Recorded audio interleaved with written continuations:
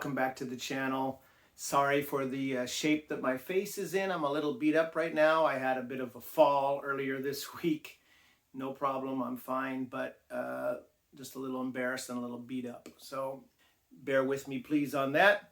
Anyhow, it's time for another monthly reading wrap up. September is now finished.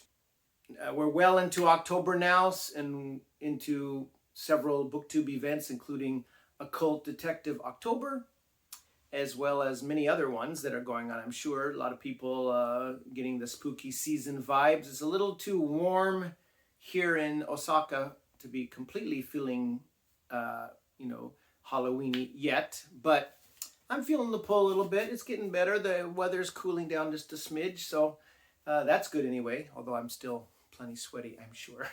But anyhow, I wanted to talk briefly about some of the books I read this past month. I didn't read a lot, starting back up at school and my two of my university gigs here, my main jobs here, and so that took a chunk of time, and just frankly, I just didn't get around to as much as I wanted to read. But I did read some things, and several of them I've already talked about on the channel, so I'll just very briefly run through them.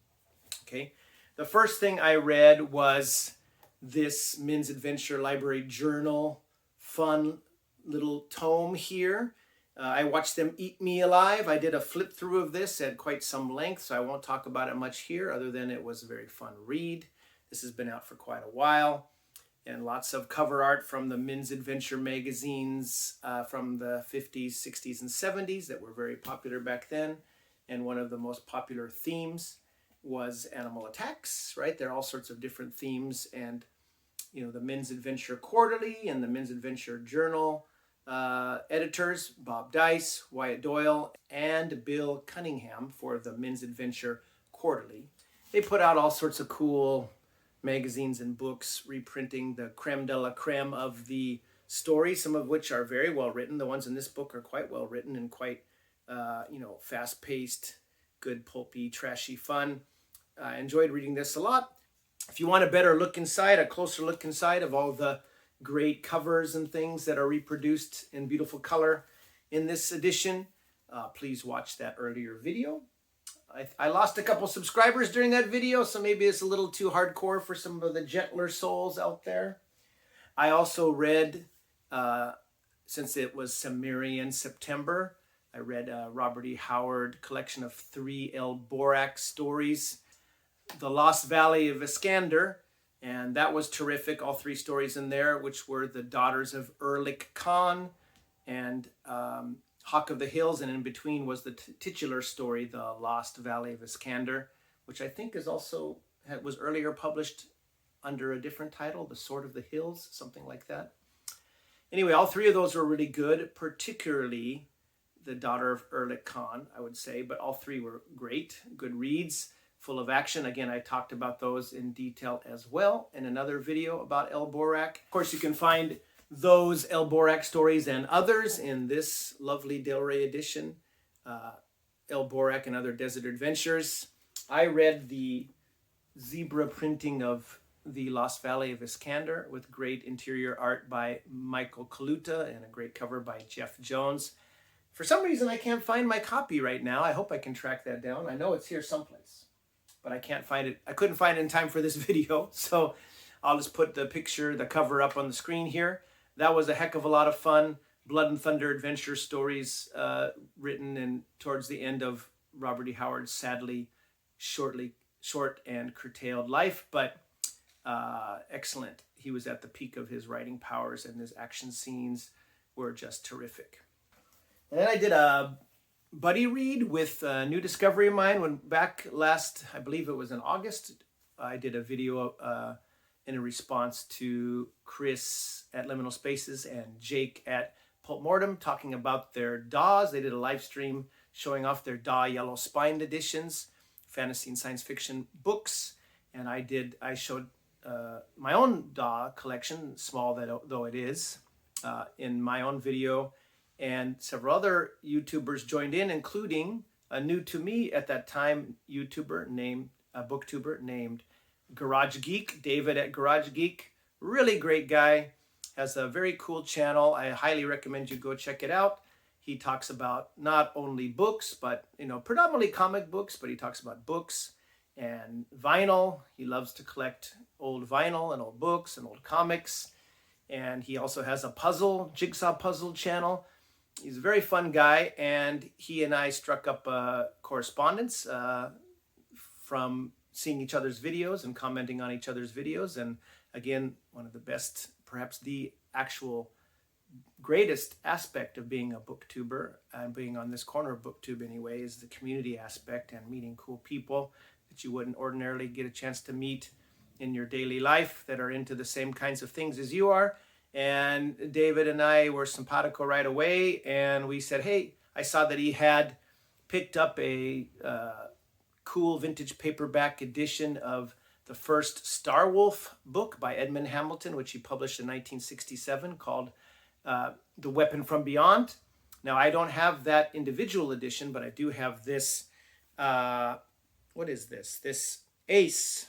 Yeah, this Ace science fiction kind of omnibus edition that has all 3 Starwolf stories. And David and I did a live stream about discussing this book, as well as talking about 5 miscellaneous favorite books of ours, random book recommendations, after we discussed and reviewed the first book in this. And I'll have a link to that live stream down below. It's over on David's great channel. You should definitely check it out. Like and subscribe his channel. Really cool guy, very fun and friendly, open, sort of bubbly vibe to his channel and to him, which is makes it a lot of fun to watch. And anyway, we talked about that book on that live stream. He's since picked up the 2nd and 3rd Starwolf books. Really fun space opera, kind of tough, action-packed space opera stuff done late in Mr. Hamilton's career. I sense us, even though they apparently only collaborated once on Stark and the Star Kings, Edmond Hamilton and his wife Lee Brackett, I sense a little bit of Lee Brackett's polish, maybe editorially behind the scenes in this, but I don't want to downplay any of Mr. Hamilton's skills. He's a good prose writer and can tell a rollicking yarn, and that's definitely the case in this first book, The Weapon from Beyond. If you want to hear more in-depth thoughts about that, please check out that live stream, which I'll link below. It was a good, fun conversation. Now, after that, another video that I did this past month was about getting a whole bunch of penguin books, especially Cerise Travel and Adventure penguins from Jules Burt, the great booktuber Jules Burt. Did me a good deal, sent me a box full of a whole bunch of penguins, I believe a total of 31, including some kind of freebie green crime penguins. And I read the first out of this batch that I got from him. I hope to get some more in the future. And this was a slim little volume, but I was fascinated right away. And this is The Flight of the Firecrest by Alain Gerbault. And this tells of Gerbault, who was a Frenchman, of course, but he writes well in English. I don't think there was any translation done whatsoever. And he, in 1923, when he was not quite 30, I think he was about 29, he bought a sailboat, a British-made cutter, I think he called it, 39-foot cutter, called the Firecrest. Now, despite the name of the flight, at first I thought this might have something to do with airplanes, early airplanes and flight. And Gerbault was a pilot. He was a fighter pilot for the Allies in World War I. And he had always, was questing for adventure from being a young man, a young lad. And he had talked to a couple of his buddies during the war, a couple of his aviation buddies, and they had planned to do a sailing trip across the Atlantic, and unfortunately his 2 friends were killed in the war, so he was forced to do it alone. So this covers Gerbault's, kind of rather occasionally harrowing and seemingly very exciting at parts, and also dull at parts, transatlantic crossing in his little cutter, his little boat. I'm sure he would hate for me to call it a boat. But anyway, he grows to really love this English-made vessel, which has a very deep beam, I guess, which helped keep it sturdy during some really disastrous winds Anyway, he sailed from Cannes, France, and I think he left on the 6th of June, 1923, and went through the Straits of Gibraltar and then across the Atlantic. He tried to cut south. He was aiming for landing in New York, but he tried to cut south to catch the trade winds, and he ended up getting into enmeshed in a bunch of hurricanes and gales, and he was constantly repairing his sails and just having a hell of a time. And it took him 101 days to do the crossing, but he made it successfully, and his boat earned his respect and love over the course of his adventure. And it's a very, even though it's a short book, it's only about 128 pages of memoir with a few illustrations in it. It was really a fascinating read. Now, this is a very old book. This one was printed, this is the second Penguin printing, and I believe it was printed in 1940. First published by Penguin in January 1939. Sorry, this is a third printing. Anyway, and it's one of those wartime penguins that I talked about in that book haul video of the penguins, where they're very thin, made on thin paper, because there was paper rationing going on in the World War II era when this was published by Penguin. I think it's been published in other forms and other publishers as well. And again, you got that travel and adventure moniker here. This was, it was not, heightened poetic prose particularly, but it was very straightforward and well-written, account of his adventures. And I just want to read you a little bit of his diary entries. He frequently uses his journal. He managed to keep a journal even in the worst weather, and he ran into some really bad weather on his trip. And so he has that as a record from which he can, write this book. He was able to write this book later. So I'm just going to read you a little bit of an excerpt from the second page and part of the third page. I actually page 8 and page 9 here, which indicates some of the rough weather he ran into, but it's only kind of the start. He goes into much greater detail later on. Strong westerly gales. The motion of the boat has been fierce all night, and seas are breaking aboard every minute. At 4 o'clock in the morning, a jib sheet broke under the strain, and I had to splice it at once. The deck is all the time underwater. Keeping all the hatches shut down does not prevent getting everything soaked down below. Cooking my own breakfast is a very difficult task, and it is only after 2 hours of tossing about in the narrow galley, and after having my head bumped many times against the panels of the forecastle, the forecastle I think is how they would pronounce it, that I am able to absorb a cup of tea and some bacon rashers. At 9 a.m., the reef lacing of my staysail breaks. The motion of the boat is now so violent and the wind so strong that I cannot repair it. All my cups and glasses are broken into small pieces.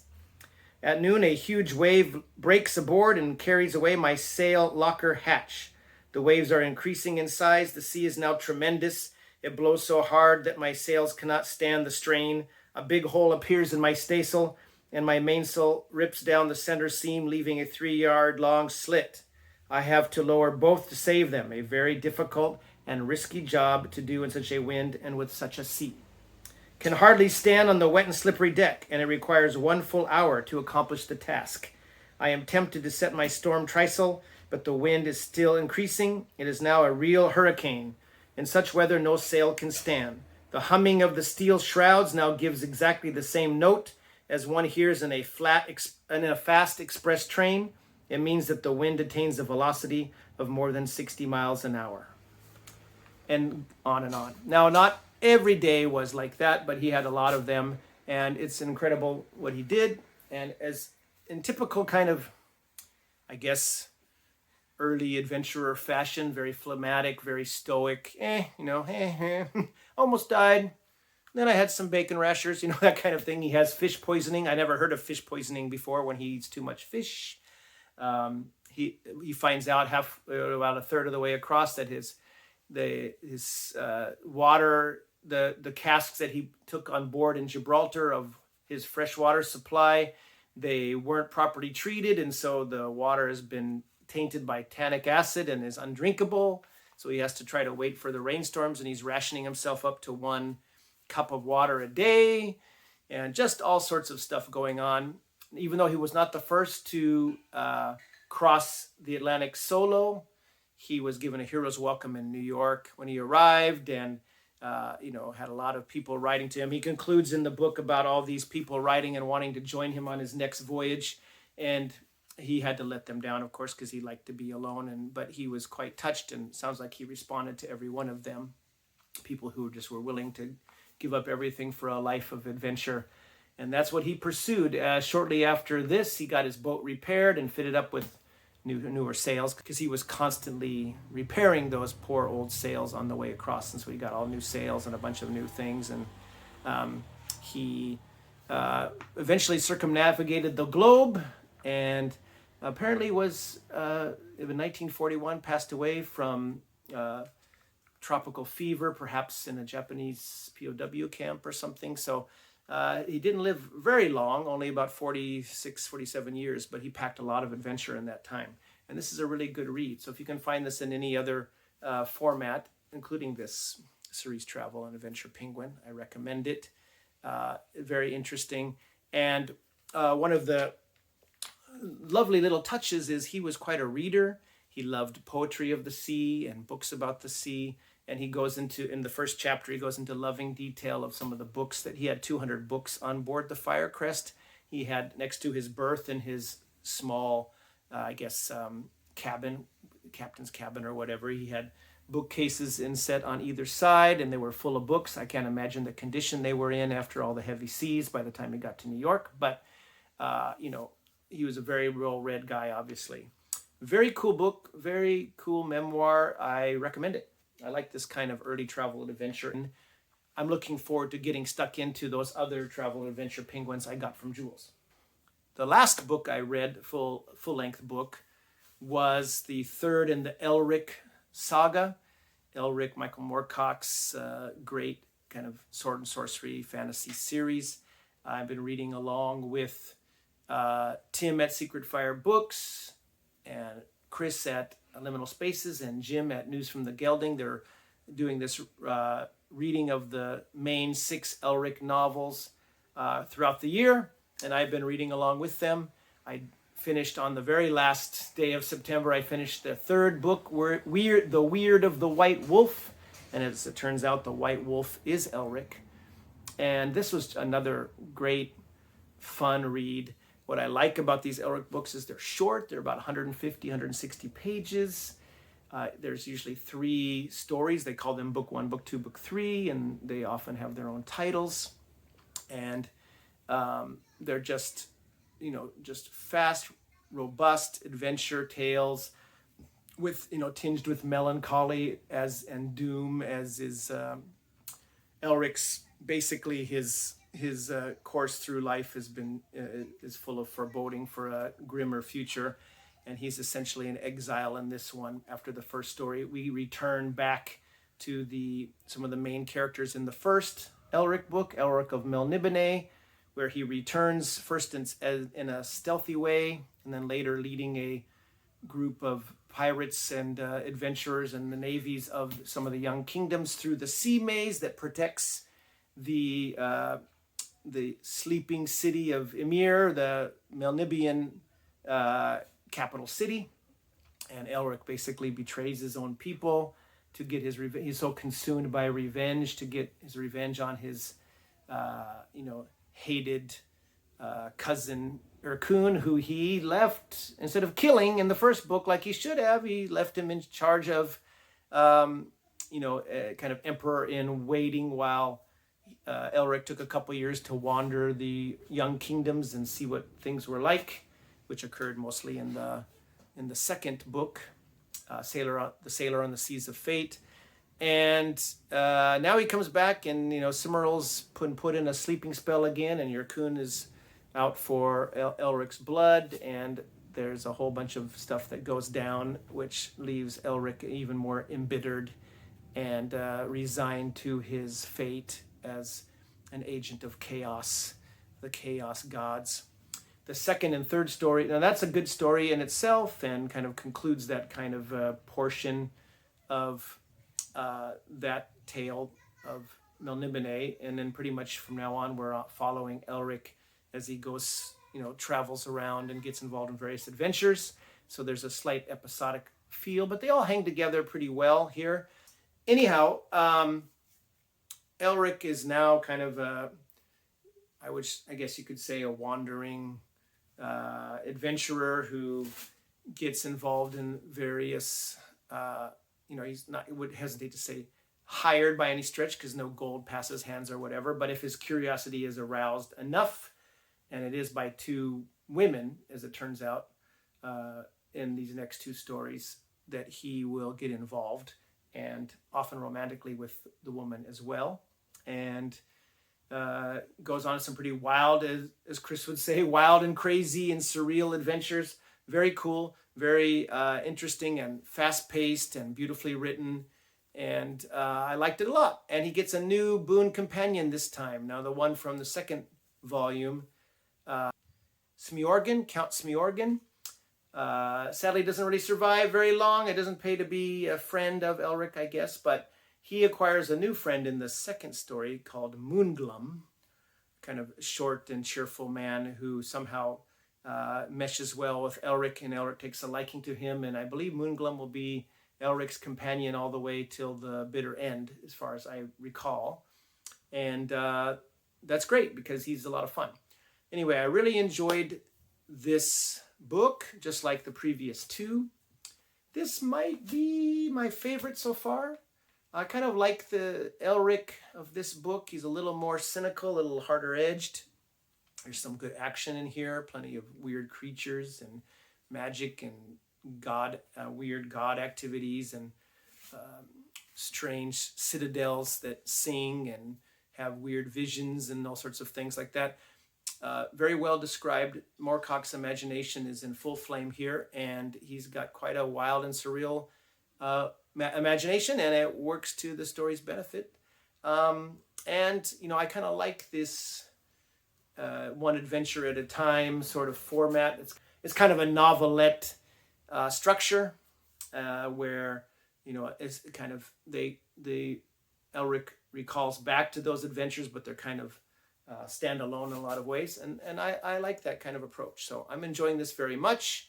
I'm looking forward to reading the fourth book in the series in October, as well as several other things more Halloween-y and spooky based.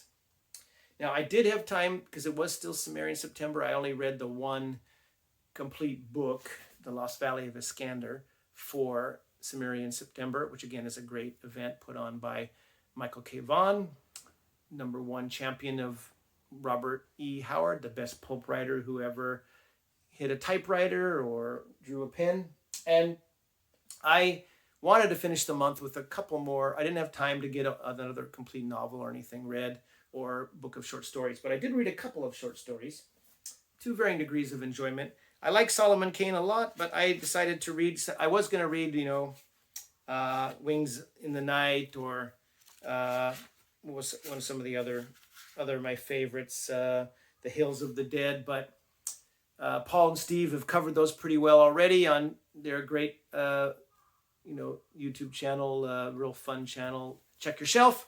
And so I wanted to read something different than them, and I read Hawk of Basti, which is a story I hadn't read before. Now, in this cool Bantam edition with the nice fold-out cover here, very cool cover, with Steve Holland used as the model for Mr. Solomon Kane, the dour Puritan adventurer tramping his way through either England or Africa, or I guess France in part, depends on the story. And mostly in this book, he's in Africa, and he is in Africa again in Hawk of Basti.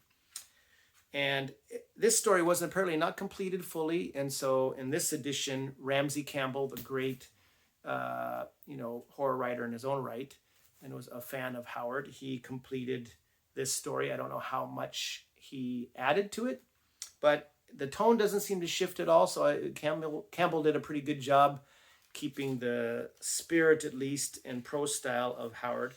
And I'm guessing Howard wrote most of this, and maybe there was just a little bit that needed to be added on at the end. And that was a cool story. Basically, Solomon Kane's trudging through the African jungle and comes across an old kind of pirate comrade. I guess they were on a ship during the time of war, and then since then, this man Hawk, Jeremy Hawk. So Jeremy Hawk is being chased by some enemies. It turns out that he was the last survivor of a kind of pirate vessel that had some issues fighting with slave traders there in some part of the African coast. And he made his way to this island, which is covered in this map, this nice map that's inside the book here, which covers a lot of the territory that Solomon Kane goes through in Africa. And I believe there's the Lake Nyana over here, and you'll see the Isle of Basti there on the map. Anyway, this Hawk guy made it over to Basti and I guess they kind of have blood sacrifices for the full moon. They have like moon gods here, and he fell afoul of the priest and kind of took over and had his own faction in charge for a while, and then he was overthrown, and he's on the run from the priest's soldiers. And a lot of his followers were killed in the ensuing conflict. And now that he's run into Cain, he knows that Cain will be a good ally and asks Cain to come back and help him. Now, Cain is not interested in any sort of, establishing Hawk as any sort of ruler or anything. But when he hears about the slave class being oppressed and being sacrificed brutally to this moon god, he's all about to go and kill himself some heathens and right some wrongs and take down some evildoers. So he somewhat guardedly joins up with Hawk. And as they end up getting back there, to this island, and there's ensuing conflict that brews up after that between the Hawk and the evil priest and his followers. And Cain has to contend not only with the enemy dangers, but also the seemingly kind of monomaniacal Hawk himself becoming a kind of corrupted by his power, and what will happen after that. So what happens at the end is a pretty surprising twist, and let's just say it involves Solomon Kane's African tribal medicine man and wizard buddy Nalonga, and it's a pretty cool capper. Now, Solomon Kane's a little, he does do some badass stuff in this, but he's a little less in full command in this one. He's more of a watchful kind of second party waiting to strike when necessary. But it was a cool story. It's not the best Solomon Kane story I've read, and it's certainly probably the least of the African ones I've read, but it was still good. But the next story I read to finish up my reading, my contribution for Sumerian September, and the last thing I read for the month was another Sailor Steve Costigan story from this collection. Now, Sailor Steve Costigan, these are boxing stories set in exotic ports, I'm guessing somewhere in the interwar years in the 30s. And what I read was the second story, The Bulldog Breed, and it was great. I loved this story. It was so good. Now, Sailor Steve Costigan, these are humorous stories narrated by Costigan, who's not the sharpest tool in the shed, but he's got the heart of a lion. And as usual, he's outclassed in the ring when he gets in there, but his heart is kind of like Rocky, where Rocky takes a big beating but just keeps on coming. That's what always saves Sailor Steve Costigan. Now, this one introduces his pet pal, the bulldog Mike, who's kind of the mascot of the ship, the Sea Girl. And the story starts where the old man, as Steve Costigan refers to the skipper of his merchant ship that he's on, the Sea Girl, is complaining about having lost a match to this French champion boxer in the French Navy, and he wants Costigan to go fight him. And Costigan's like, "Nah, I don't understand that. Fight that guy? Are you crazy?" And then when the old man, who's in a grouchy mood because of that loss in that barroom brawl, kicks at Mike, the bulldog, Steve's pet, and all forever pal. And of course, Mike's he's a part of the Bulldog Breed. He's a tough one, and he just latches onto the captain's leg and starts chewing all over it. And basically, they get into kind of him and Steve get into a shouting match, and Steve says, "I'm out of here," and he leaves the ship. Now, he's pretty forlorn about it because the Sea Girl is really his only home. And but he's not going to be putting up with any abuse towards Mike. And he goes off to nurse his bad feelings in another watering hole, wherever port they're in. I forgot what port they're in. They're in some kind of exotic port somewhere.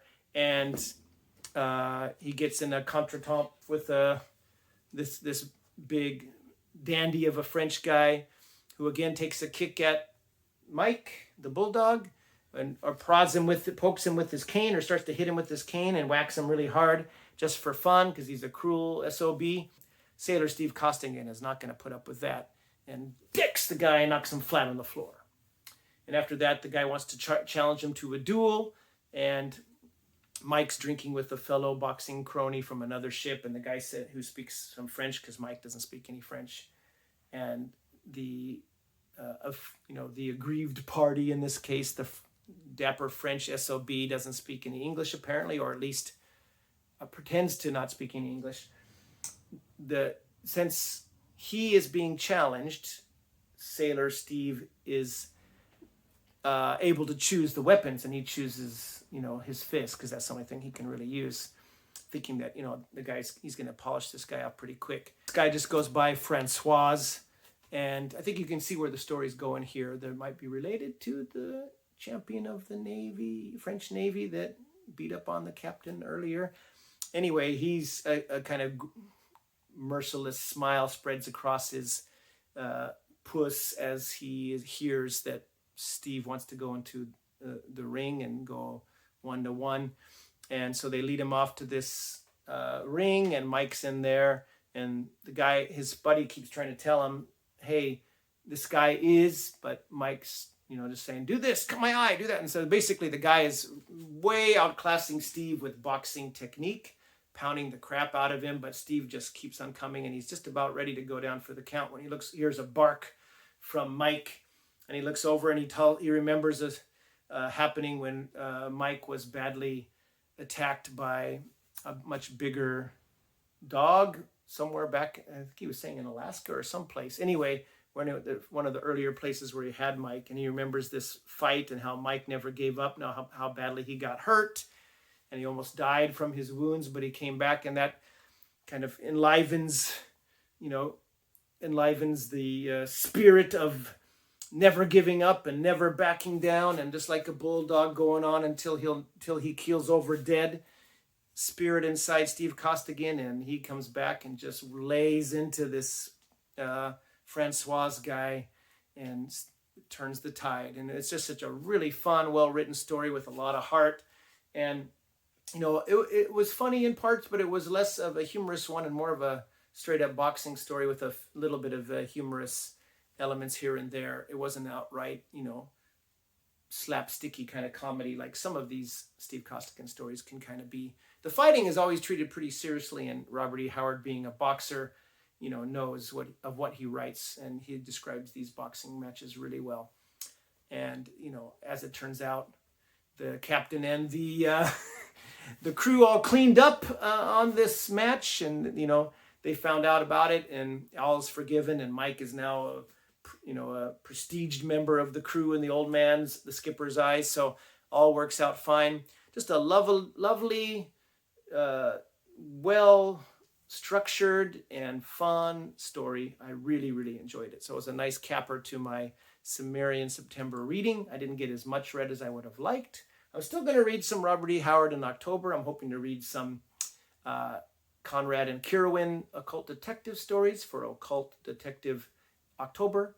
I'd never heard of any occult detectives characters written by Robert E. Howard. Thanks to Bob, the occult detective, his YouTube channel, he did a series of cool videos about Conrad and Kirwin, and piqued my interest, so I'll try to read a couple of those. I think I have a couple of them in some of my paperback collections. I don't have them all, but I have at least one or two that I can read. I got a lot of other cool stuff in the pike, hopefully, to get to this month. But that was September. It wasn't a super prolific reading month, but it was fun, and I enjoyed what I read, and I hope you did as well. Thanks for watching, and we'll see you next time.